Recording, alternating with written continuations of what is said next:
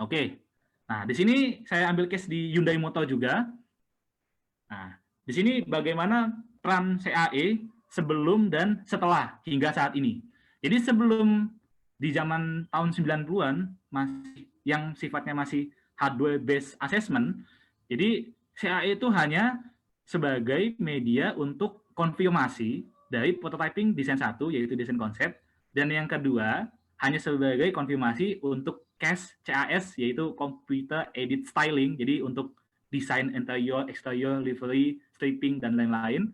Dan CA itu hanya sebagai media konfirmasi untuk prototyping desain saja yang sudah dibuat, hanya sebagai bahwa oh ini sudah lulus uji, oh ini sudah oke. Ketika oke atau ketika gagal, CA ini belum bisa berbuat apa-apa, belum bisa melakukan kontribusi yang lebih di zaman yang dahulu. Tapi di saat ini, sebelum masuk prototyping saja, sudah masuk CAE berperan penting di dalam konsep building. Ketika masuk testing, ketika testingnya ada sedikit kegagalan, perbedaan dari simulasi, nah itu bisa dilakukan performance improve, jadi bisa diperbaiki. Ketika ada testing selanjutnya, sudah pasti performa itu sudah jauh lebih baik daripada testing yang sebelumnya. Dan ketika masuk detail design, sebelum masuk ke pembuatan testing, akan masuk yang namanya optimasi, tujuannya untuk lightweighting, performance, dan untuk aspek-aspek yang lain. Dan ketika sudah dibuat, nah ini masuk ke regulasi internasional. Jadi untuk ngecek apakah sesuai dengan quality yang dibuat. Nah, ketika sudah masuk production vehicle, maka masuk aspek QA, yaitu quality assurance, dan field issue ketika ada isu-isu case-case khusus yang ternyata tidak termodelkan sebelumnya di desain, itu bisa diatasi dengan CAE. Nah, kalau misalkan dulu, di pengalaman dari saya di Laksana, mungkin bahkan sampai sebagian besar masih saat ini, di Laksana sendiri, ketika masih ada masalah field issue solution. Nah, metode Laksana itu zaman dulu itu masih menggunakan learning by doing. Jadi ketika ada masalah, perbaiki, gagal, masalah baru, perbaiki lagi, belajar lagi dari awal. Nah, tapi ketika 2 tahun terakhir, ketika saya bergabung di situ, ketika ada masalah yang berhubungan dengan konstruksi, saya langsung menghubungkan dengan CAE, saya coba cek, ini masalahnya seperti apa dan bagaimana solusinya. Dan ketika ada masalah yang sama di bis yang ternyata bisnya itu produksinya itu jauh sebelum saya masuk, ya saya pun sudah tahu ini masalahnya sama dengan masalah yang sebelumnya, jadi tinggal hanya ke action plan saja. Jadi itu kegunaan CAE untuk aspek field issue solution, termasuk untuk menggaransi bahwa misalkan desain saya bisa bertahan selama 10 tahun, itu kan nanti efeknya ke garansi, nah dan quality assurance. Nah itu pentingnya CAE di zaman sekarang, di saat ini, termasuk ke aspek engineering simulation 4.0.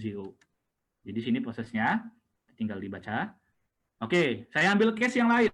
Ini dari studi guru saya.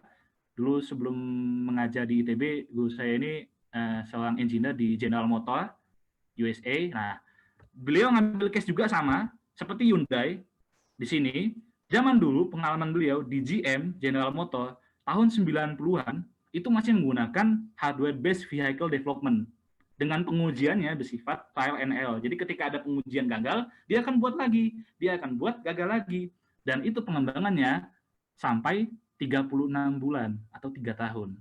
Dan ini saya baru dikasih tahu sama beliau bahwa untuk pengembangan satu buah prototyping saja dari desain awal, termasuk pembuatan untuk pembiayaan softwarenya, untuk membiayain biaya produksinya, biaya engineer, lead time, dan segala macam, biaya totalnya itu mencapai 1 juta US dollar.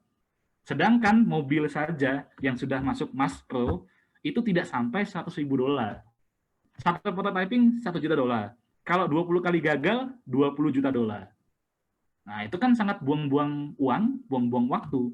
Nah, kalau dengan CIA, kita bisa simulasi 20 kasus tersebut, 20 desain tersebut di komputer. Ketika sudah oke, lulus dari segi simulasi CIA, satu itu dibuat hanya sebagai validasi. Jadi yang awalnya 20 juta dolar untuk pembuatan prototyping hanya menjadi 1 juta dolar saja. Nah, maka di sini vehicle development prosesnya itu dari 36 bulan bisa kurang dari 18 bulan. Dan ini kasus yang beliau alami di GM itu sangat persis dengan kasus yang saya alami sendiri di Laksana ketika saya masuk. Jadi pertama kali saya masuk, saya langsung menghandle project besar yaitu rollover test. Jadi desain laksana atau desain semua bis di Indonesia yang tidak pernah lulus, tidak ada lulus uji guling, saya mengevaluasi tersebut hanya dalam waktu 6 bulan, membuat desain yang benar-benar baru dan berbeda. Hanya dalam waktu 6 bulan dengan simulasi CAE.